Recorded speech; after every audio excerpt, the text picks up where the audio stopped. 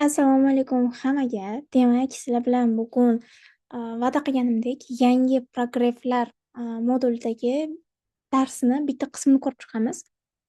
O'zi paragraf mavzusi haqida gapirishni uncha yoqtirmayman. Nimaga deydigan bo'lsam, yo'nalishim aynan bunga qaratilmagan. Lekin o'sha biz konsertlar qilganimizda yoki "Manda nima o'rganishni xohlaysiz?" degan savollarni berganimizda o'sha obunachilarimiz, bizani kuzatuvchilar, o'quvchilar har doim bildirmasdan "Paragraf qilib qo'yasiz, sotib qo'yasiz" deb aytishadi. Manda bu narsa nima desam tabiiy chiqadi. Buni logikasi qanaqa ishlashini bilmayman. Kitob o'qib turgan joyimda o'sha kitobni o'zidan paragraf chiqarib bera olaman yoki kim bilandir suhbat bo'lgandan keyin suhbatdan ham paragraf chiqarib bera olaman yoki ishdagi qanaqadir voqeadan paragraf chiqarib bera olaman. Manimcha bu narsa aytadi-yu, son sifat yaratadi deb o'shandan kelib chiqsa kerak deb o'ylayman. Xo'p, endi kelinglar o'zi paragraf logikasi haqida gaplashamiz. O'zi bu qanaqa ishlaydi, nimalar qilish kerak, shu haqida gaplashamiz. Xo'p, avvalo paragraf o'zi nima? Paragraf bu sodda tilda aytadigan bo'lsak, mana 5 yoshli emas, ani endi masalan sohaga kirib kelgan, xullas, sodda tilda gapiradigan bo'lsam, bola tilida, bu sizni kuzatadigan odamga yoki sizni taniydigan odamga, am, sizni anaqa qilish, nima deydim, kerakli, shunaqa anaqalarni, nima deydim, ma'lumotlarni yetkazish kerakki, ochiqchasiga sotib ol demasangiz ham, u insonda sizdan sotib olish xohishi paydo bo'lsin.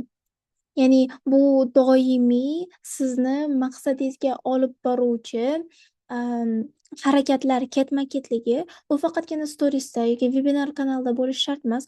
U hamma joyda bo'lishi mumkin. U sizni ko'chada kim bilandir networking qilib tanishib qolganingizda bo'lishi mumkin. U sizni yozgan bitta inshoyingizda bo'lishi mumkin.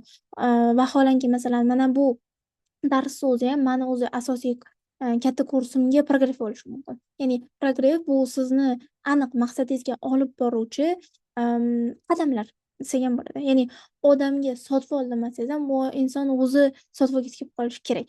Asl tegi maqsadi shu. Endi o'zi paragraf nimadan boshlanadi deydigan bo'lsa, mana ikkita qadamdan boshlanadi. Birinchisi, ya'ni базовая потребность, ya'ni u o'sha mijozni, o'sha obunachini xohish-istaklari. Ya'ni xohish-istagi o'zi nima va sizni mahsulotingiz uni yopadimi? Masalan, olaylik, men hozir o'zim bilmagan holatda dekretdagi ayollarni yig'ib qo'yibman. Qanaqa bunaqa bo'lib ketdi bilmayman. Balki o'shanaqa dekretdagi ayollar bilan ko'proq gaplashib yurganimgami, yoki shunaqa pozitsionerovание qilib qo'yganimgami bilmasdan. Xullas, manda hozir asosan og'riq nima bo'lyapti? Obunachilarimda uyda o'tirib daromad qilishni istashadi. Ko'chaga chiqisha olmaydi, chunki farzandlari bor, oilalari bor va uydan o'tirib o'zlarini hobbilaridan kelib chiqib daromad qilishni xohlashadi. Ya'ni mana shu ehtiyojni mani kursim yopadimi, yo'qmi? Ssenaristlik sizlar onlayn qilsa bo'ladimi? Onlayn qilsa bo'ladi. Onlayn daromad qilsa bo'ladimi? Ham bo'ladi. Demak, yoparkan. Ikkinchisi bu obunachilarni tahlili. Ya'ni Kazdev haqida sizlar bilan ko'p gaplashganmiz. Endi obunachi tahlili nimaga kerak deydigan bo'lsa, men hozir storiesga chiqib olib, qanaqa qilib masalan 0 dan $500 topish deb degan anaqa kurs o'taman yoki shunaqa anaqa sizlarga o'rgataman deydigan bo'lsam, vaholanki menga agar $500 allaqachon topib yurgan tajribali obunachilar yig'ilib qolgan bo'lsa, ularga bu qiziq bo'lmaydi. Sotib olmaydi. Masalan, o'zi odam u $500 topib beribdi. Nimaga u yana qaytadan $500 topishi kerakligidek haqidagi kurs o'qish kerak? Shuning uchun ham masalan, logikaga ham to'g'ri kelmaydi-yu. Mana shu ikkita narsa muhim. Ya'ni sizni mahsulotingiz mijozlarni, anaqalarni, xohish-ehtiyojlarini yopyaptimi? Ikkinchisi, o'sha obunachilar tahlili. Endi o'sha aytganimdek, hozir mana shu paragrafni 3 emas, 4 ta qadami bor va o'sha 4 ta qadamini har bittasini sizlar bilan ko'rib chiqamiz. Birinchisi, o'sha aytganimdek, sizni sohangiz insonlarni og'riqlarini, muammolarini yopyaptimi? Mana shu savolga o'zingizga avval javob olishingiz kerak. Ya'ni sizni natijalaringiz, sizni tarixingiz, sizni ролевой model deydi. Sizni qanaqa o'sha pozitsiyangiz borligi, sizni hayot tarzingiz, ya'ni sizni hayot tarzingiz u insonni B tochkasi, ya'ni uni B orzu B nuqtasiga mosmi? Masalan, man yaqinda bitta anaqani ko'rdim. Hop, Timochkani bitta yopiq sotuv darsini ko'rdim. O'shda bitta qiz aytyapti-da, ani nima sani xohlaysan desa, man har kuni kafeda ovqatlanishni xohlayman, deyapti. Ya'ni insonlarga biza nimanidir va'da qilishda aynan chiqib olib, siz hozir ko'rsatma o'qisangiz, mana pul topasiz, keyin mana bu kafeda har kuni maza qilib ovqatlana olasiz deyishimiz shart emas. Shunchaki kafeda ishlab o'tirganingizni ko'rsatishingiz yetadi shu odamga. Sizni masalan xaridlaringiz, sizni atrofingizdagi odamlar, sizni sayohatlaringiz, uyingiz, kun tartibingiz. Masalan, ko'pchilik meni ham kun tartibimga qiziqadi. Shuni deb ko'z tegdimi bilmayman. Nima deb betob bo'lib mana shunaqa bo'lib yotibmiz hozir. Munosabatlaringiz, keyin sizni statistikalaringiz, sonlaringiz, sizga qanchalik anaqa qiziqqon, sizni qiziqqonligingiz, bu qanaqa ishlashi, osonligi, xavfsizligi, ya'ni anaqadir nima edi, manda ham shunaqa bo'lgan. Endi qadriyatli obunachilar bo'lgani uchun voy marketing yolg'on-ku, boshqa narsa, ertaga mani jonimga ishlamaydimi degan savol ham kelib tushardi. Ya'ni anaqalari yo'qligi, ya'ni patolog yo'qligi, ya'ni dash yana us olishingiz, keyingisi o'sha sohani aynan qanaqa pluslari borligi, og'riqlarni yopishi, perspektiva pluslari. Ya'ni mana shu savollarga avvalo o'zingiz javob bo'lishi kerak, mijozga javob berishdan oldin. Endi mana shu narsalarni bitta-bitta ko'rsatasiz. Men aytganimdek, mana buning uchun mana sizni hayot tarzingiz uni B nuqtasi bo'lishi kerak edim-ku. Siz uni chiqib olib, mana kompyuterda ishlaysan deyishingiz emas, shunchaki kompyuterda ishlayotganingizni qo'yib qo'ysangiz bo'ldi. Keyingisi bu qanaqa ishlashi, ya'ni sizni ish bilan qanaqa daromad qilish mumkin? Sizni qanaqadir hikoyangiz bordir yoki qanaqa bunga kirib keldingiz. Mana shu qismlarni ko'rsatamiz. Ya'ni birinchi bosqichda. Ikkinchi bosqich bo'ldi. Okay, biz tushundik. Bu soha og'riqlarni yoparkan, muammolarni yecharkan, endi bu sohaga o'rgatadigan odam, ya'ni siz aniq mutaxassismisiz? Ya'ni paragrafimizning ikkinchi qismida biz mana shu narsani tushuntiramiz. Ya'ni sizni yutuqlaringiz, sizni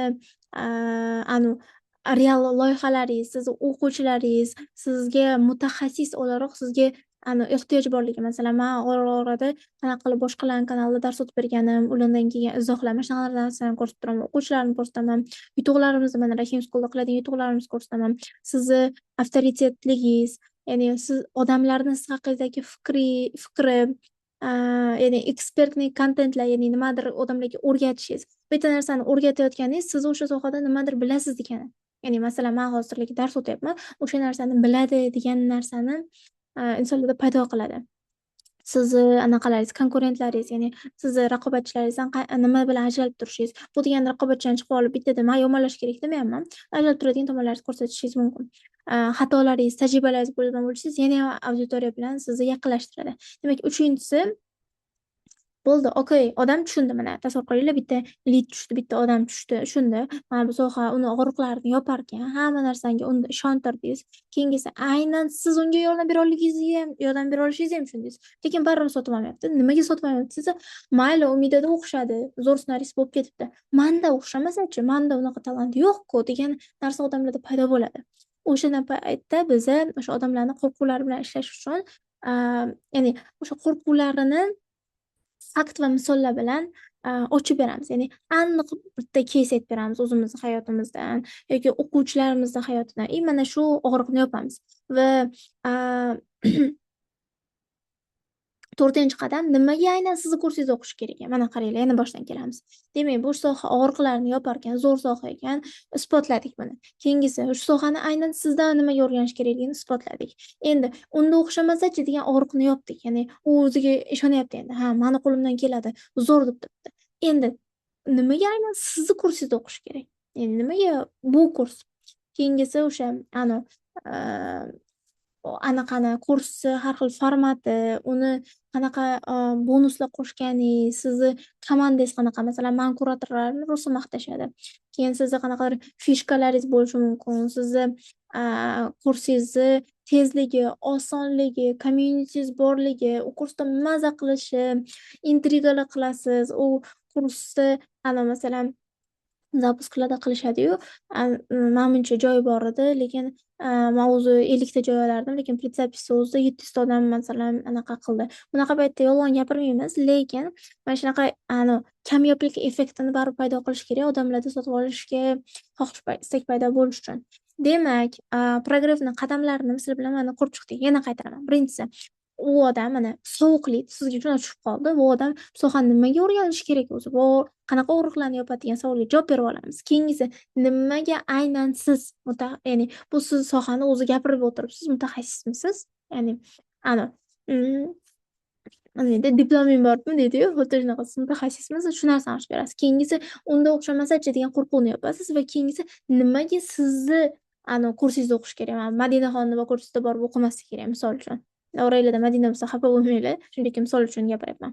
Mana shu anaqalarni ishlatamiz va bu yoqda masalan orada triggerlar aytganimdek kreativ qilasiz, voqealar rivoji bilan bo'lishib borasiz va mana shu umumiyatda progressni logikasi. Hammaga rahmat ko'rganinglar uchun. Keyingi darslarda ko'rishguncha vaqtinglarga rozi bo'linglar.